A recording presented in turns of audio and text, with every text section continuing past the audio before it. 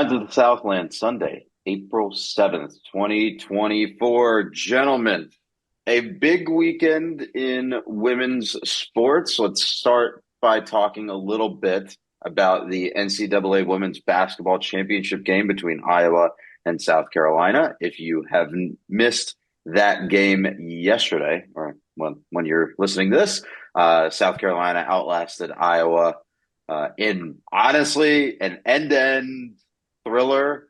Caitlin Clark had Yeah. 30 points, but 22 in the first quarter and then 8 the rest of the way.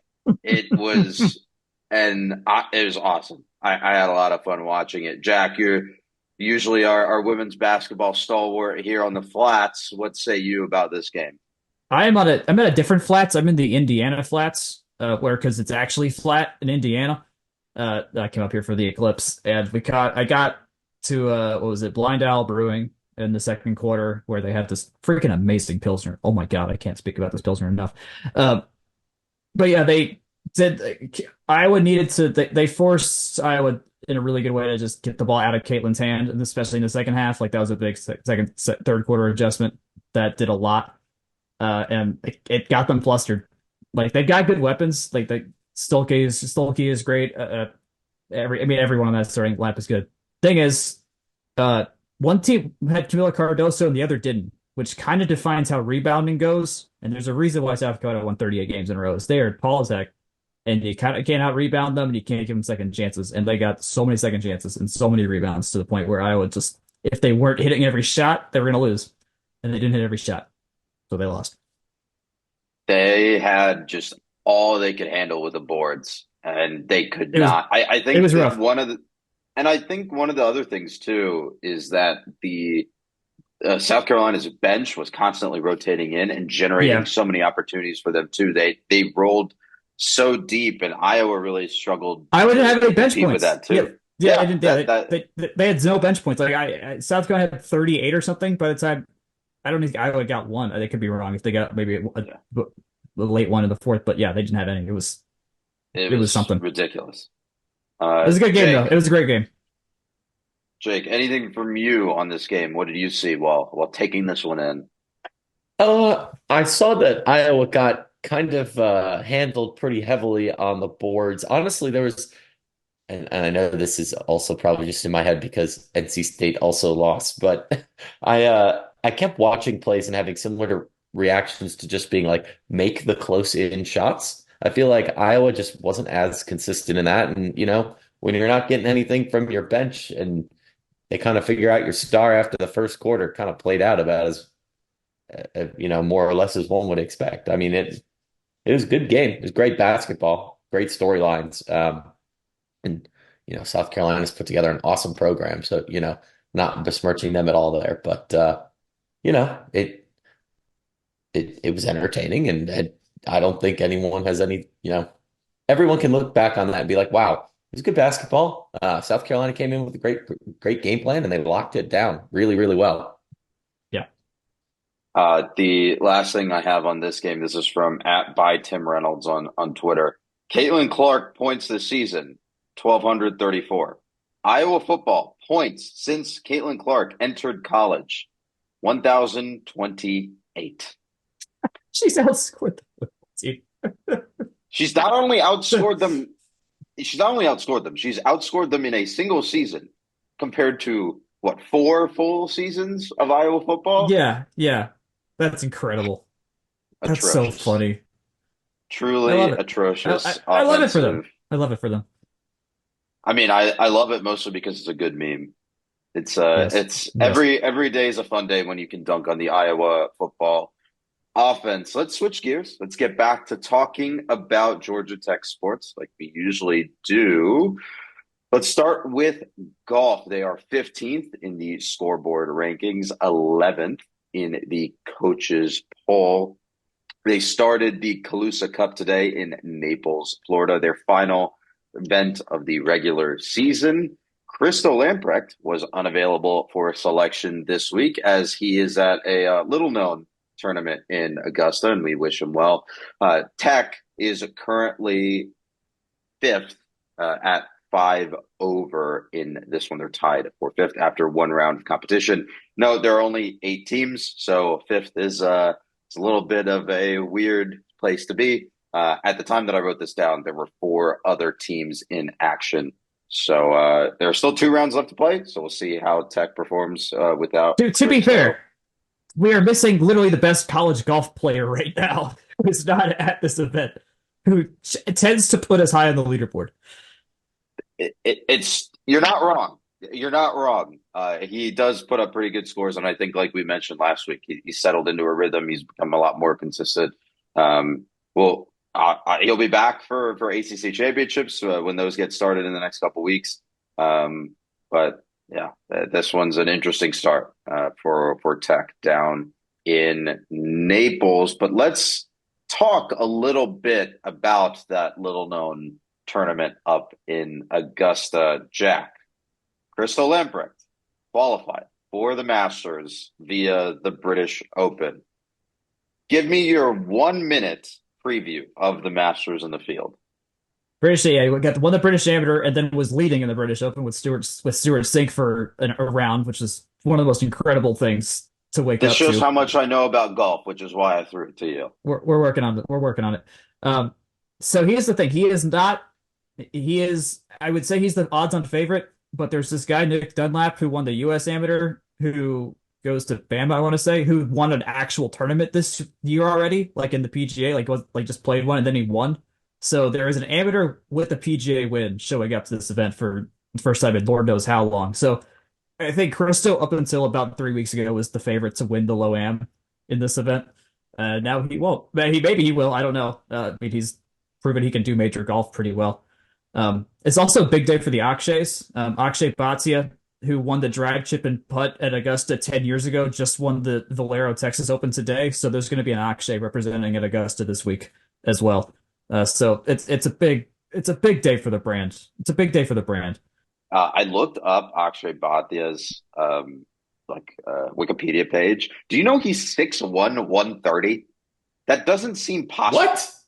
Like that seems biologically impossible, way. Right? He's 10 inches taller than me, and I think 10 pounds heavier.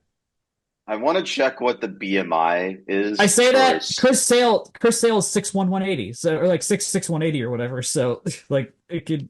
There are some tall, slender dudes out there. Crystal Lamprecht also kind of thin and kind of tall. Okay, 6'1", 130 is a 17.1 BMI, and I understand that BMI is a terrible calculator of like actual health. But by BMI, he is like dramatically underweight. If so, that's hilarious. It's ridiculous. That has to be false. Like that has to be a misprint. A lot of good golfers look obnoxiously thin, and then they just kind of fill out. Like, I mean, even Bryson DeChambeau was like a skinny lad when he first broke on the scene before he went on the Hulk diet and became the golf's Hulk. But yeah, no, it's fine. No, Augusta's gonna be great. Hopefully he should. I think he should be fine. He's certainly a great golfer. He gets a lot of good distance off his driver. He's a good iron guy. So, if he's assuming he's like anybody else and he's watched this tournament, people know where to play the holes. So it really is just a matter of execution, and we'll see I don't think pairings are not out yet because they just figured out the final. They needed to see who's going to win between Bhatia and McCarthy today to see who's going to be the final grouping. So we'll see who. Hopefully, he gets to play with someone fun. Maybe Stewart. I have the full list of amateur participants from amateurgolf.com here. Stuart Hagestad was the 2023 U.S. Mid-Amateur Champion. Neil Shipley, the 2023 U.S. Amateur Champion. Santiago de la Fuente, the Latin America Amateur Champion. Jasper Stubbs, the Asia Pacific Amateur Champion. And then obviously Crystal Lamprecht, the British Amateur Champion. Anything else from golf before we move on? I'm going to be real honest with you guys. All of that was just going on in the background because in the middle of that, my mother sent me like a Zapruder film of an error that happened in the Louisville Florida State game today. So I got a little bit distracted. So you could have just said anything and I probably would be like, yeah, that sounds great. Let's move on. Is that why you zoomed in all the way into your camera like 5 minutes ago? Yeah. I was like, pause, play, pause, play, pause, play. we can get to that when we talk softball. We there's a time and a place for everything, but I'm sure what you guys just said was wonderful, and I'm glad to be back as a part of this podcast for the rest of the show. I will say I also am drinking from a Masters branded cup today. So that's my contribution to the legacy of Augusta National on the internet. Let's move on. Let's talk about Georgia Tech football. A couple of new hires in the analyst department for them. Alan Mogridge and Tim Salem. You may recognize that Mogridge last name. That is Liv Mogridge, who is a volleyball player's father. So that is an interesting little wrinkle there. Both of them bring I think 56 or something combined years of experience A lot, in the yeah. football industry. So more experience, more analysts bulking up that staff is always good news to me. I gotta say, I know that, offline we were kind of talking about how Al Mockridge has been a lot of different places, and I just thought it would be an interesting topic to at least discuss briefly. Do you think it was like, hey, my kid's there. I want to see if I can get into this, or if it's just like, oh, what a coincidence. I don't know. I feel like there had to have been some purpose to that. Well, Obviously, I have no true insight there, but I was just curious to see if you guys had any interesting take on that. So I feel like it's kind of out in the open considering Brent and Mogridge worked together at UCF on the offensive side of the ball, so they have literally true. been coworkers for the same team on the same side of the ball, which is not nothing. It was back in 2014, 2015, while Key was the offensive coordinator and Mogridge was tight ends H-backs coach and O-line coach. Mhm. So they've been in the same circles before. So if anything, I'd like to think, yeah, it's a nice circumstance where it made sense for Mogers to be here. And hey, if you can live close to family, why not? So I mean, it might be a relationship thing more than anything. Makes sense. And I learned from this that he was a letterman at UNC, so it makes it at least a little bit interesting to me that Liv was at UNC and then Good came point. to Georgia Tech to leave that alma mater there. Good point. But yeah, I thought that was just an interesting point point of note. And also the sweatshirt that Tim Salem is wearing in his picture on the Yeah, website I is like it. slick, It's and they need to great. sell that. That's great. Or maybe we call Section 103 and see what happens. But Yeah, yeah. that I'll mention one thing about Salem. Looking at the press release, it says here Salem played collegiately. He was a quarterback at Minnesota, where he broke the Big Ten record for consecutive pass completions in 1980. So, mm, another quarterback dude in the room, which I will never yeah, say no to. You can never have enough quarterback resources. You can never have enough quarterbacks or quarterback resources in football. yeah, I think that's fair. Jack, Bobby Dodd Stadium is now under construction. We put on our Twitter account, at least I put on our Twitter accounts because I'm on campus a fair amount. They are full-fledged starting construction on the Fan End Center, which is going to include taking out three sections of the north end, so like two and a half, three sections, closest to the edge building. And so they've started ripping out benches. The fencing that protects you from falling over is gone. And they've put some new fencing in to keep the workers from not having to go all the way to the edge. But if you're on campus in the next few weeks, it'd be worth going to check out just because it's gonna look weird. Stuff's gonna literally start coming down. Um, if I find out when there's a demolition day, I may put that out just so people can stand around and watch because that'll be fun to watch demolitions happening. So my assumption was that they were just gonna do what Bugs Bunny did to Florida in that one Looney Tunes episode and just saw it off. Yeah, that'd be kind of funny. Maybe that's how they That get rid of. was Well, I don't think you can. Well, there's some offices below there actually, We so can they gotta fit be. so many OSHA violations in this bad boy.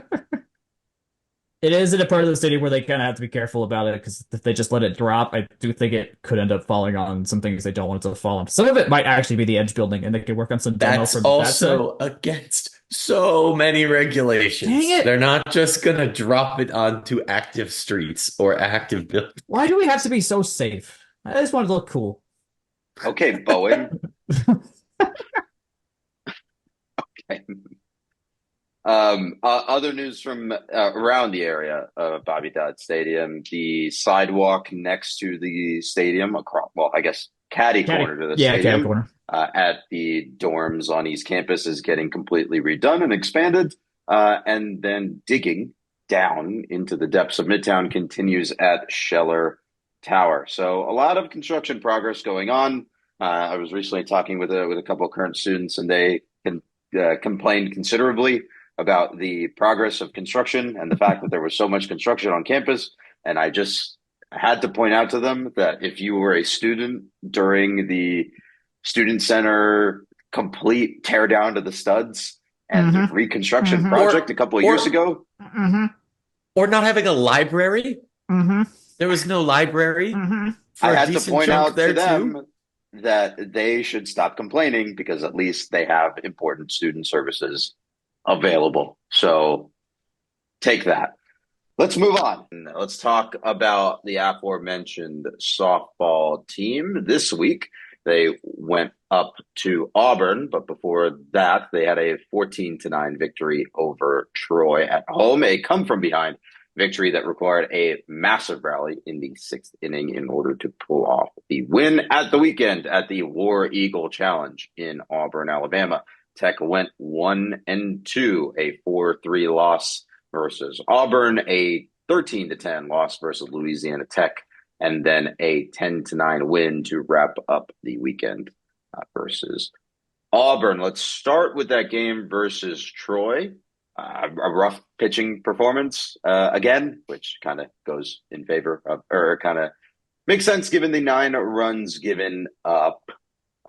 Kinsey Norton did clean up some, keep things intact heading into the latter stages of that game, and a nice performance from Gracie Hillman as well. Jack, I think you put together this recap for us. What stood out to you in this one? Yes, no, I mean, I think we had mentioned last week that Troy was not a nobody, like in terms of teams to play. Like that was going to be a legit game. And I'm glad we pulled Very it off. comparable team. Yeah, we pulled it off how the Braves were playing baseball recently. Can't pitch, but can hit the crap out of the ball. Uh, or at least can't starting pitch, but can hit the crap out of the ball. I mean, Nelliman and Dennis allowing a lot of runs. It feels like saying water is wet at this point. Sadly, it just keeps happening. Like this is who they are. I think that's a fair thing to say at this point. Like we're halfway through the season, halfway plus through the season, and Nelliman looks like how she looked like last year.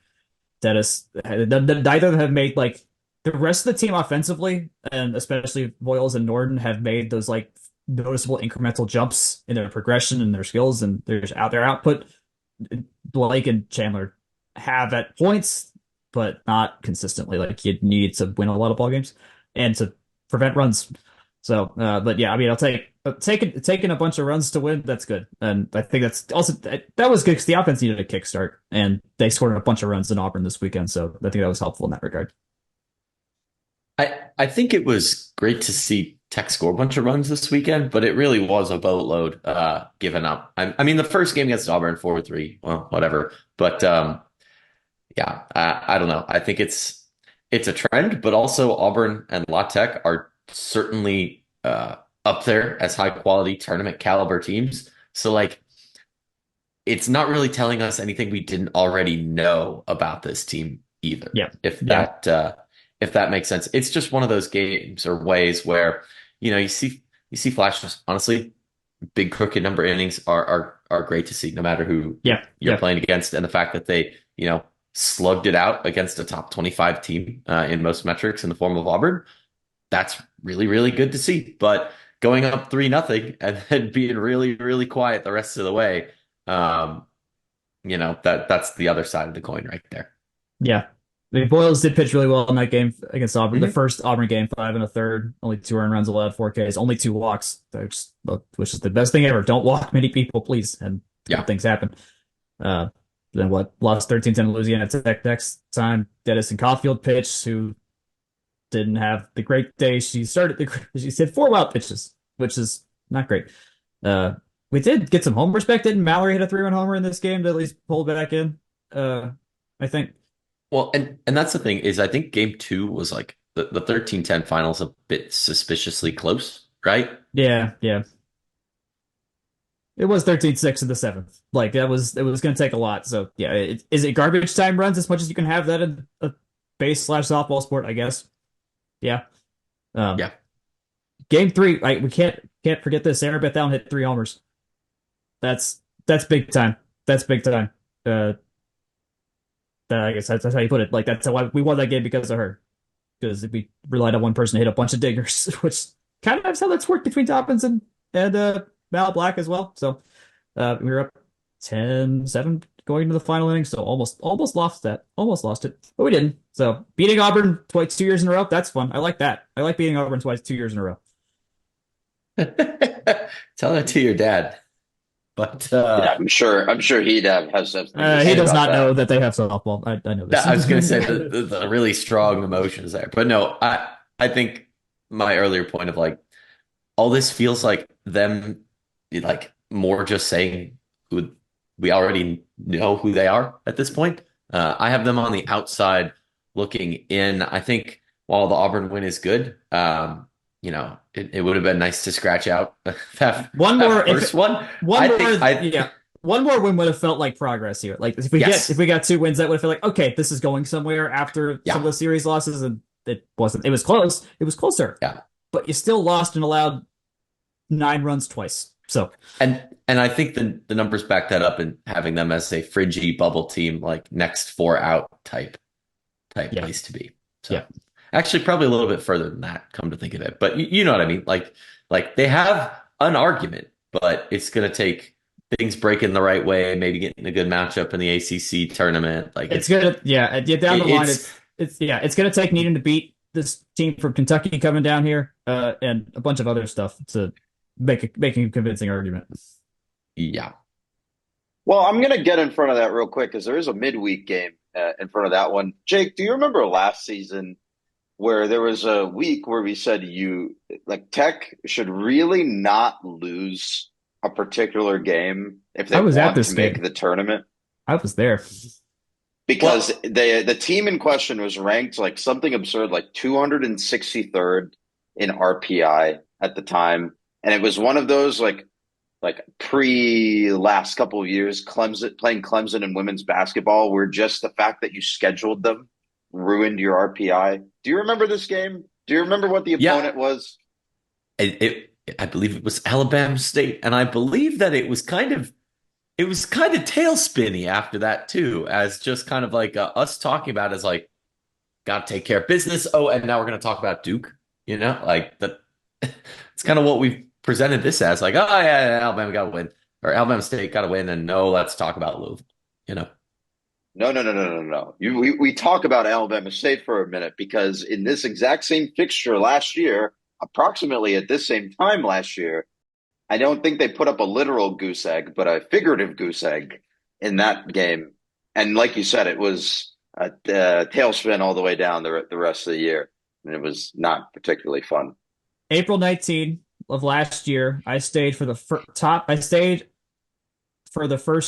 half of the game. It was 4-0 Alabama State, and then I texted a friend if they wanted to go get beer, and they said yes. And so I left, and we lost 6-4. Not great. It's not good. You shouldn't do that again. It would be very bad. I will stay this time. I will stay this time and see us win. That's the plan. That's the plan. Hopefully. Jake, as a Louisville expert, what are we expecting for this weekend to look like?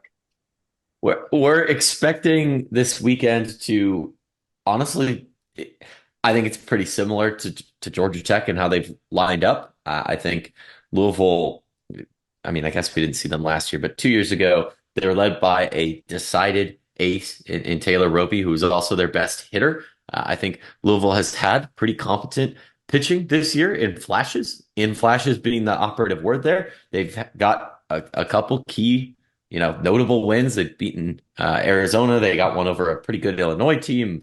And just this past weekend, probably should have had 2 wins instead of just one against number 18 Florida State, which, side note, number 18 Florida State feels like a really big number next to the Florida State name. That's a trap. That's a psyop. Yeah. I was like, dang, I wish we were playing Florida State this year. A phrase that I've never said ever. But yeah, all that to say, they kind of profile like Tech, but with higher variance and a little bit less of the home run pop, if that makes sense. I think the thing that, if we're being candid about this upcoming weekend, that freaks me out a little bit is that I could very much see these games being like, double digits to double digits and then lasting like 4 hours because everyone's Oh putting the dear. ball in play. But I could also see it be a real like quiet game at the plate too. And you know, you just got to scratch out one or two more runs. So there's a lot of variance in there. And yeah, to kind of bring it back around, I think Louisville's got more of those marquee wins than Georgia Tech does this to this point this year. But I also think Georgia Tech is decidedly more tested. I guess that's also just basically a virtue of having played the Clearwater invite. But yeah, I think it'll be pretty interesting, and I think both of these teams, like I don't say this just because I'm, you know, deeply personally attached to both of them. I think both of these teams are desperately in need of a season, not a season win, a series win. And that is why it makes it doubly more so compelling. I think it's three quality wins that are up on the table for either team against, again, you know, that kind of fringy, bubbly tournament-ish caliber team. Mhm. Uh, and I think, like I said, up there with the it's just a slugfest type fear is a series split somewhat unconvincing and also dings both of them. But I honestly see that as probably being the most likely outcome. It's honestly remarkably reminiscent of when they played in Louisville 2 years ago. Both these teams came in a really similar spot, but kind of the opposite story on the mound, wherein Georgia Tech was led by Blake Mellman and Louisville by Roby, the aforementioned Taylor Roby. So yeah, I think it's pretty different in terms of that bit, but in terms of the, I guess the just general positioning for where they are at in the grand scheme, pretty darn similar there. But that's honestly where these two teams have been for like the last 3 4 years. So So just to look at the standings real quick as we head into the series. Texas at sixth in the ACC at 9-6, with Louisville at 4-8. They're down at 10th. So mhm. they're a bit above, you know, the Syracuses, the Pitts, and the NC States of the world. That's not a name that I expect to see that far down there. But that contextualizes Tech's series win from earlier this season much differently. Mhm. Yep. But I yeah, told you but guys So that at the time. I told you guys that at the time, okay. but I'm not a Pitt hater either, but you got to Tech, win tech, that one by a lot. And Tech yeah, did. And that's obvious, honestly, even considering controlling for the opponent, it's one of the most impressive series we've seen by any, you know, Georgia Tech, I guess, series or match we've seen by any Georgia Tech team this year, was the sheer level of dominance we saw then. But, yeah. anyways, this is not that. These are two vaguely tournament caliber programs that are about to go Tech at that. Tech needs to win two of these because they gotta take it. You gotta take advantage of the easier schedule to get a good ACC tournament seating, so you can at least buy yourself a round or just a better matchup to at least advance and help your case help our case down the line for potential I mean, right tournament. now So it's literally a round that's at stake, right? yeah, Tenth plays on the first day, and sixth literally plays on the second. It's the last seed that plays on the second day first. okay. So yeah, we So gotta yeah. And I would say that it's that top five, maybe top six ACC teams. I don't really see a path to the ACC getting more than six bids if they're lucky. There's a Mhm. lot of that fringy 50 to 70 miasma in the ACC. There are in my rankings, I have five teams in that 50 to 70 range. That is just where the ACC lives and dies this year. And the soup of North Carolina, Louisville, Boston College, Notre Dame, and Georgia Tech is going to spit out a team or two just by virtue of them all playing each other and getting Right, some of those, right, like, what I guess basketball we would call it, what, like a Q2, Q1 fringy win, depending on where the sure, site is, you know, yeah, like that. It's going to spit out a team. And, you know, if one of these teams sweeps this weekend, I think they put themselves catbirdish for, you know, not playing in that playing round in the ACC and, you know, being a 2 or 3 line in the NCAA tournament. But I don't think either of them are there right now. And I think that's what makes it, again, a difficult thing to profile. And if you're Georgia Tech, you need 2 or 3 wins out of this. And if you're Louisville, you probably need 2 or 3 wins out of this. Like that's just where they're at. doubling back real quick, Virginia is the five right now, and Virginia Mhm. actually plays NC State this weekend while Tech and Louisville do battle. So I think just from a bare minimum, if you're trying to keep pace with Virginia and continue solidifying your position, of starting to play the ACC tournament on that second day, you kind of have to get results here. And also getting results here, like both of you said, solidifies your tournament position or puts you Yeah. back in that, like puts you firmly into the tournament rather than being on that bubble sitting on the outside. So that being said, I think we've kind of dusted off all of the cobwebs in this on all the nook and crannies for this softball series. So we'll move on to talk about the other stickball sport. Let's talk about baseball real quick. A 2-1 series win at Pitt for Tech. 2 wins sandwiching a walk-off loss right in the middle.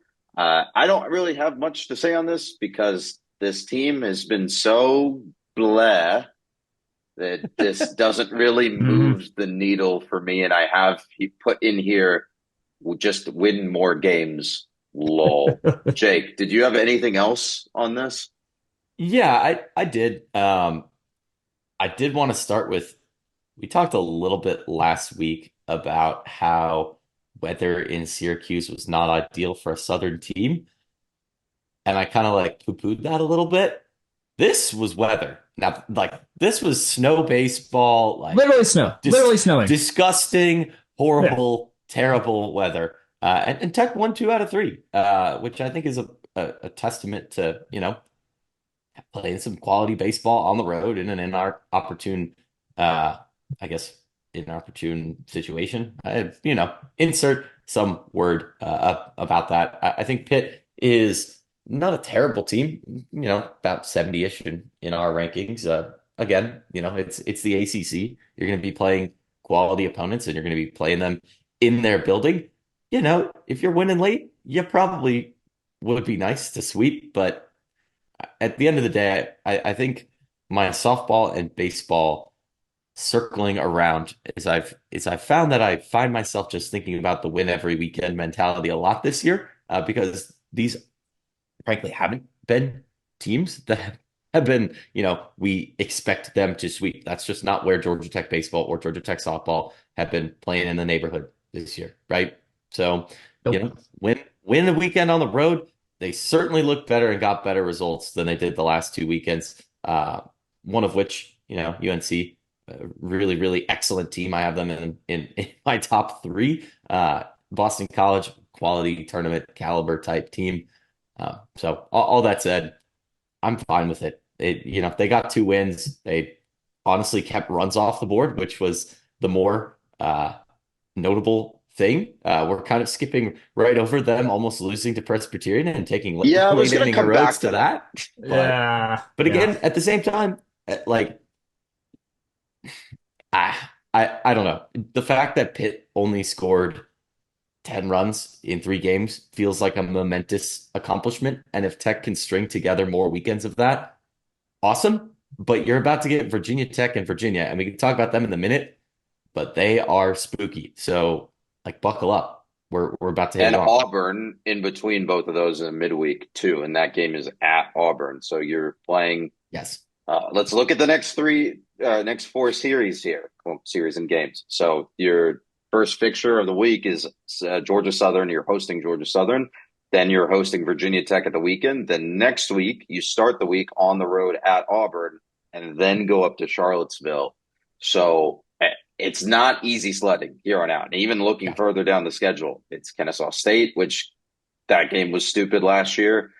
Miami, Clemson, Auburn, Duke, Mercer.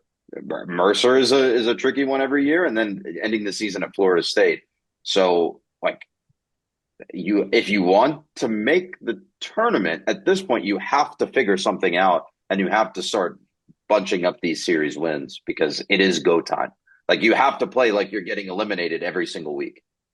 I will toss this out there too. Kennesaw is currently blowing the rest of the A-Sun out of the water. They're like 52nd, I believe, in the country, and I think the next closest team is Stetson, who's over 100 in terms of our metrics. Georgia Southern top 60 team, really profiles honestly really similar to Kennesaw State, not necessarily like on the X's and O's pitching and offense, but just in terms of results and strength of schedule and whatnot so far. Um, Auburn, of course, top 40 team in their building.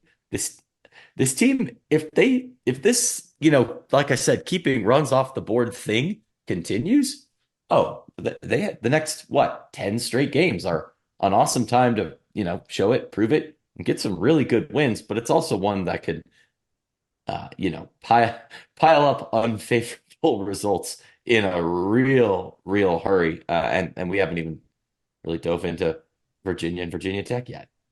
So let's talk a little bit about Virginia Tech here. I'm looking at the chart that you've nicely provided for us in our show notes, and there's a pretty considerable gap in USI between Virginia Tech and Tech. How do you square that circle as the statistician that you are? Yeah, and I will flag this as not having this weekend's results in there yet. But Virginia Tech's a quality program. They had a bit of a down year last year, and they haven't played the stiffest schedule on the block yet. They're currently hovering right about 155. For context, Tech's is evaluated at a 97. Used to be much lower, but the ACC schedule has really brought that back up. So all that to say, Virginia Tech has done exactly what they needed to do and take care of business against the schedule that they've got. They're one that gets a lot of decent play, but it's a strong team in a strong ACC that still is, I would say, has a little bit of runway left to them because they have kind of that prove it, not mentality, but just if you're considering host bids and you see Virginia Tech, like they're not going to have that same SOS as Wake Forest, for example, but Wake's got the pedigree and a lot more L's next to their names because they played stiffer competition to this point. And Virginia also profiles pretty similarly in the numbers to Virginia Tech. So these next 2 weekends are going to be looking pretty similar. I know I didn't actually talk about any baseball things. I just talked numbers and schedules and vibes. But I've had it sitting here waiting for the last 2 hours just to get there. Matt Ellis hit 538 this week with 6 extra base hits and 7 hits overall and a couple homers. So really nice to see. And then Trey Younger hit 429, hit a double, he had a homer, hitting leadoff. So they've moved Burris to the number 2 spot, and Younger's been hitting leadoff, and that's hasn't been not working. But the pitching obviously was better. They only allowed the hit that the whole staff went for a 3.46 ERA, 24 Ks, only 10 runs allowed. So yeah, as you said, if you don't let the other team score, that generally helps. It generally helps in baseball. And Virginia Tech is a team that has been scoring this year, which is why I feel like that's a particularly important allusion. And I should have said this when I used Wake Forest as a comparison point. Wake did just sweep Virginia Tech, I believe, in their building. Fun. But I need to circle back around on that. So this will be that would be the reason for that illusion. I think we'll be. I feel like we all three of us would be impressed if we can see the pitching staff hold another team for a second consecutive, or just Southern Virginia. We got 2 different teams coming here, but like if in 3 of those 4 games, it's like, okay, they did a considerably good job in giving us a shot, to where we didn't have to just outslug a team like we've generally have been having to do for the last 5 years. I think that's a big thing. That's a big thing we need to see, is some level of pitching consistency if we're gonna believe in this team. Because otherwise, as it is, how Akshay said, it's met. So I have a little fun question for you to get to know the Hokies just a little bit. Pretty simple. I want you to take a random stab at guessing how many of their starters, or people with the qualified plate appearances per game and games minimum played, have an OPS above 1,000. I'm looking this up as we speak because I like cheating, and I don't like the answer personally. Is it more than what I said? Jack, it is 6. So okay. Yes, it's more than what you said.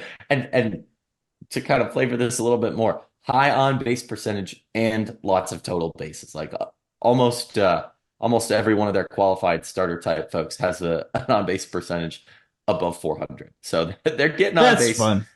They're hitting the ball. Yeah, the perfect Billy Bean player. Why do you like him? Because he gets on base. I think that about covers it for baseball's big series coming up. We'll be back with men's and women's tennis and a little bit previewing the weekend ahead after this short break. Yes, as always, this podcast is brought to you by Section103.com. Section103.com is the premier place to find Georgia Tech apparel that is comfy, that is quality, and that is quite unique in and of itself. I know we've kind of mentioned this a couple weeks, but the Drew Burr's jersey still atop their lineup of new ads for this spring. Remember that buying that, if you're going to any Georgia Tech baseball games, always a good excuse to be in the jacket script and showing your numbers. But keep in mind, Drew Burst does get some NIL love in supporting him there. Use code FTRS for 10% off. Tell him we sent you. You can find him at section103.com or section103 on Twitter. Welcome back to Signs of the Southland for Sunday, April 7th. Let's talk about both tennis teams real quick. Let's start with the men. 2 away fixtures for them, the 35th ranked tennis team in the nation. A 4-2 win at Louisville. A very good Louisville team, if I remember correctly. And then a close 4-3 decision victory at Notre Dame. Let's start with that Louisville match. The first, obviously, a very tough road swing for Tech, but a lot of good things to see here. Marcus McDaniel and Keshav Chopra dominated their opponents in the doubles. And then Tech went on a nice little run in the singles with Chopra, McDaniel, Biagatti, and Sakdev picking up victories to finish off the match. Jake, tell me a little bit about this Notre Dame match. Yeah, there really was not a ton of recap type content yet because it did just happen at noon today. But from what I could tell, Notre Dame took the doubles point in their building, and then Tech rebounded nicely in the singles, winning on the top 3 courts. Andres Martin, Keshav Chopra, and Marcus McDaniel, who have all been really, really good this year, and that's been nice and refreshing to see. Curiously, Roman Sakdev was listed on 2 courts, courts 5 and court 6. Jack, did you see anything that would indicate which one he was actually on? No. So all right. He played both. Let's just say he played both. It's Schrodinger's loss. If he played 6 total sets of tennis, I think it's we can kind of give an excuse on that one. He's got to defend both courts at the same time. He serves in one court, runs over to the one to his left, hits the backhand back, runs over to the other. So yeah. All that to say, Tech did get the 4-3 win. They're currently sitting at about 35th in the country. That's a 2-3 seed line, right on that border between the 2 and the 3 for the tournament national championships might be a little bit early to start thinking about that. But if they can stay top 40, I'm really excited to see what they've got. They've got UVA coming up and Virginia Tech as well this weekend. UVA, of course, is a traditional tennis, power. Virginia Tech is a team that you probably want to beat. If they can continue to rack these wins up, though, I think they'll be in very fine shape in about a month. I'm going to see if the ITA box score gives us more information, and I have figured it out. It is Krish Aurora, who is on court 5, and Sakdev on court 6. Yeah. So there you go.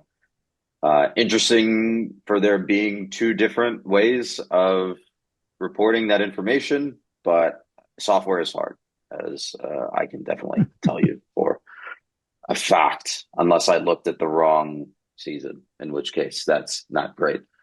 Like you said, Tech will face off against Virginia and Virginia Tech this week. And then after that, it's ACC championship season. Let's move over to talk about the women who went down a little bit in the ITA rankings, down to number 22. But they picked up a clean and clear win over Clemson. Not a lot to talk about there. Just nice and easy, much like their win over Louisville last week. And they have the pretty tough opponents coming up this weekend. NC State and Wake will be here on Friday and Sunday. But after that, the ACC championships for them as well. Anything to note from this Clemson match? It's pretty sweet. The sets we won pretty handedly. Lee and Cherubura didn't actually win their match because they got the lines 2 and 3 for doubles finished before them and with wins. So, Jake, do you know if they take into account what the score was if your match didn't finish in terms of like rankings and stuff? Because Lee and Cherubura were winning 5-4 at the time before the match got called. But I'm curious if they count partial matches because like you kind of can't control that. You can kind of control that, but you can't really control that. But it's not really a win either. That's that's the thing. Yeah, you don't want to say it's done. You can't say it's done for sure. But yeah, it might be a mean thing to say, but I think a win against Clemson is one of those wins where it's like you kind of are expected to bank it in a lot of cases. At least that's how their tennis program has been the last couple of years, which doesn't answer the question and is kind of mean. So shame on me. But yeah, I honestly wouldn't know what to tell you. It's the same reason why I think there's something to be said about some sort of adjustment to like volleyball RPI for getting a set or two against a really good team. Obviously, you wouldn't want to give it the same weight as a win, but I'm sure there's probably some sort of similar discussion somewhere in especially in singles. In the annals of tennis. Yeah, because you can at least complete a set and not actually finish it, or two sets even and not have a match finish. So yeah, there's something there. And I'm going to use this as my excuse to finally mention this because it is worth noting. Props to the ITA for having a comprehensive 125 place singles doubles tennis ranking, like pulling in like 300 teams, because that's like 1,800, potential singles folks to be including in that rankings. And the fact that you could say, yeah, these are our top 125, I think that's pretty impressive. So yeah, not 100% relevant to everyday type stuff here, but certainly worth a quick shout out to them. For sure. Last note from around the flats in terms of sports, the number 10 in the nation club lacrosse team picked up a Founders Day victory over Athens, 13-11. It was the 100th year anniversary of Dr. J.D. Crenshaw's varsity lacrosse project. Tech went up 4-0 in the first quarter and locked it down in the fourth after being down 2 to start that period to pull off the win. They'll be back in action on the 13th of April for the quarterfinals of their conference tournament, hosting Auburn.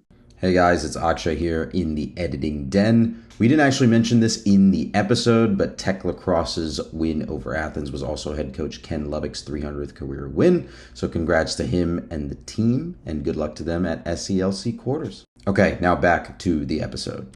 Gentlemen, speaking of next weekend on the flats, it is a positively packed weekend. Jake, walk us through this schedule from back to front. Yeah, so we've alluded to a bunch of these things so far. It starts Thursday. Men's tennis does have, like we said, UVA and Virginia Tech in town. Those are Thursday and Saturday matches. Women's tennis fills the Friday and Sunday blanks. My apologies. So basically, you got 4 straight days of tennis at Ken Byers. Layer on top of that weekend series in softball and baseball Friday through Sunday. And that's, I guess, 3 consecutive or overlapping events. And then you throw on a 4th on Saturday in the form of the football spring game. I recommend taking MARTA or biking to campus because it seems like it will be a zoo. They will have free parking. Saturday's going to have free parking pretty much everywhere as they usually do for the spring game and stuff like that. So you can't, and that's the first event of the day. That's the 1 o'clock, and then softball's at 2 and baseball, I think it's like at 4 or 5. Something like that, yeah. I almost want to issue a challenge. If someone can prove they were at every game, we get them, like the first person to do that, we'll like go get them a Section 103 shirt or something. Congrats, you invented Rec Club. I know. Yeah, but you got division of labor. You got division of labor with that, hold on. though. You have you can't just this is the rule this is the thing that we ran into with Rec Club. You have to stay for the 7th inning stretch. No. You had to stay for at least 3 innings if it was either type of stick ball. You had to stay for like through the doubles point for the tennises. Doubles points only like 10% of a tennis match. I That really didn't is. like these rules, and now you've reminded me that I didn't like them. So, maybe we take this one We don't offline. have to apply rec club to people who may not have been in rec club and force them to redo this. It's just if you want No, to no, be no. at We have to establish plate appearance Guidelines. minimums. Yes. I do think you got to go to at least a couple innings or a set or something like that. If you're just walking by, I mean, I'll walk by Ken Byers every day that week, but it doesn't count as going to the match. But It is anyways, absolutely a packed weekend. It is also a construction-filled campus, as we've alluded to earlier. So definitely, if you're coming to campus to enjoy some of this stuff, find alternate transit options other than just driving if you can. yeah, it's oh, gonna be a lot. speaking of, this is my random like civil service plug.